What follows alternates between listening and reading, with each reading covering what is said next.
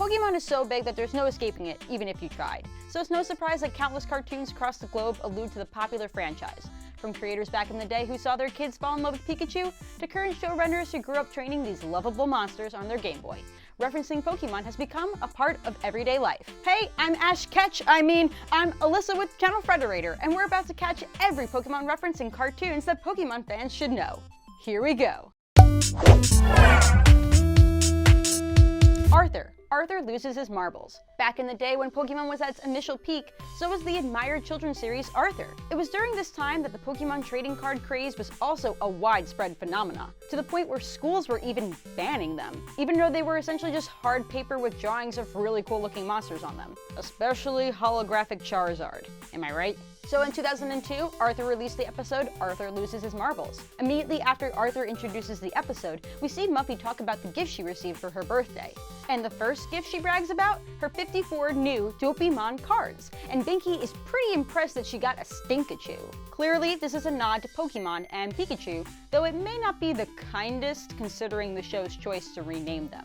It even seems that, like Pikachu, Stinkachu is the most popular Dopamon in the Arthur universe, since Binky got so excited about it. And you know what? Pokemon fans were pumped about this parody as well.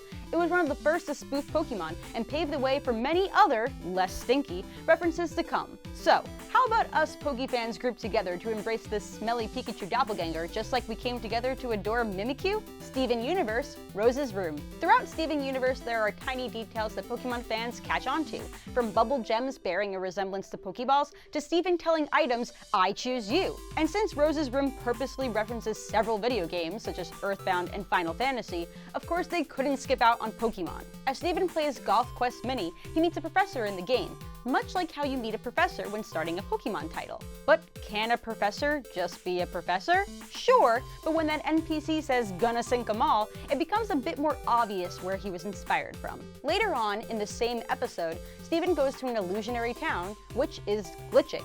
In fact, the music that plays during this scene has been named Glitch City, which is a Pokemon reference in and of itself. For those who don't know, Glitch City is a term Pokemon gamers use to discuss maps with invalid title data, specifically in Generation 1 games. Clever. We love a smart reference. The Simpsons, Postcards from the Wedge. If you haven't caught on while binging reruns of The Simpsons, the famous cartoon family is definitely a fan of Pokemon in one way or another. Our proof? Homer has played Pokemon Go, Maggie has worn a Pikachu costume several times over, and Bart has had a nightmare featuring the electric mouse in Bart vs. Lisa vs. the 3rd grade. But the most iconic reference to Pokemon in The Simpsons comes from the episode Postcards from the Wedge. In it, Bart procrastinates from doing his homework by watching Digibot, or as we know it, the Pokemon anime, as made obvious by Ash and, of course, Pikachu on screen. Bart then asks, "Wow, how does the show stay so fresh?" The joke here is that Bart's comment is poking fun at both Pokemon and The Simpsons, since both series have been around for a long time. Yeah, I know. It's especially clear that the artists knew what they were talking about, since they drew Ash in his diamond and pearl outfit. It almost feels like they're saying that the anime feels so fresh because small things about the show, such as Ash's clothes, keep changing.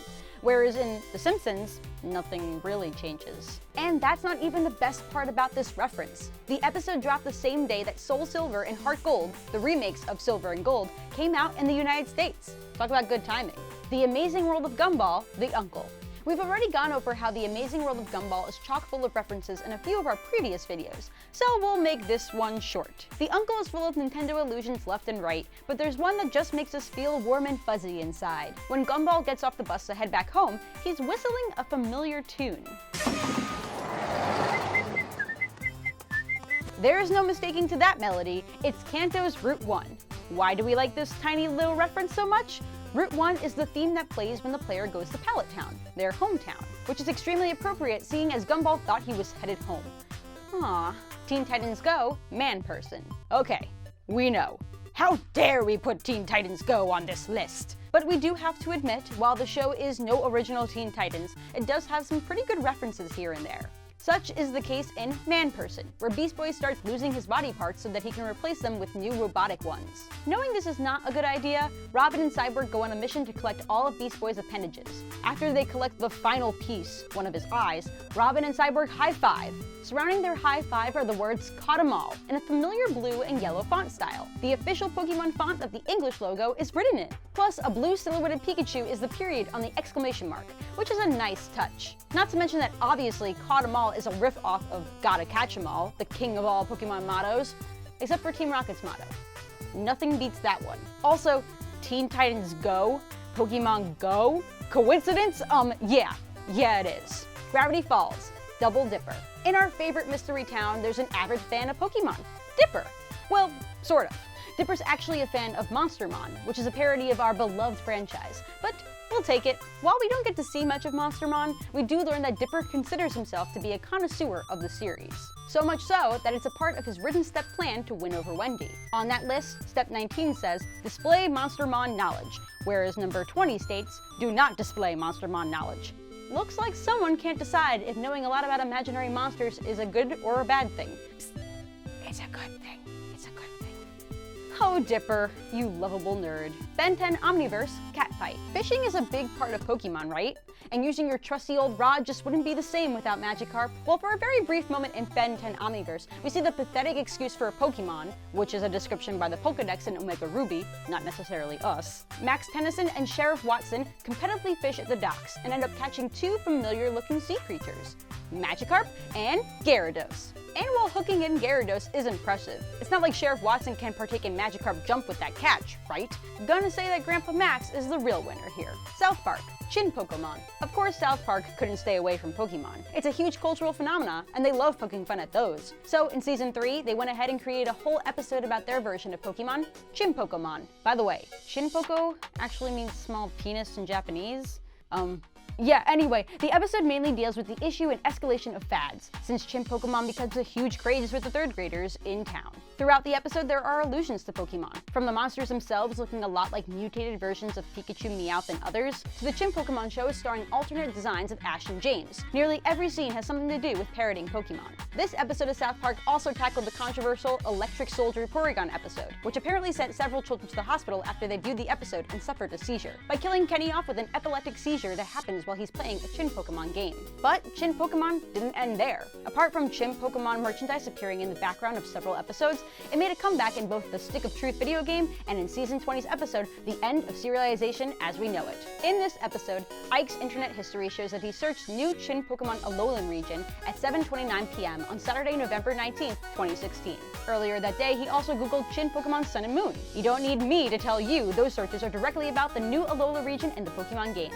Sure, Ike may have added an extra O in his spelling, but it definitely looks like the fad in South Park didn't completely end, even if it did have ulterior motives in the original episode. Bonus, Rick and Morty game and promo. This doesn't exactly happen in the show, but Rick and Morty has nodded to Pokemon in a masterful way. First off, the mobile game Pocket Mortys is a direct parody of Pokemon. In it, you can catch different types of Mortys and make them battle. Not to mention that Morty has 4 different moves he can use, and the battle screens look uncannily like those in Pokemon games. But we're here to talk about cartoons, not games.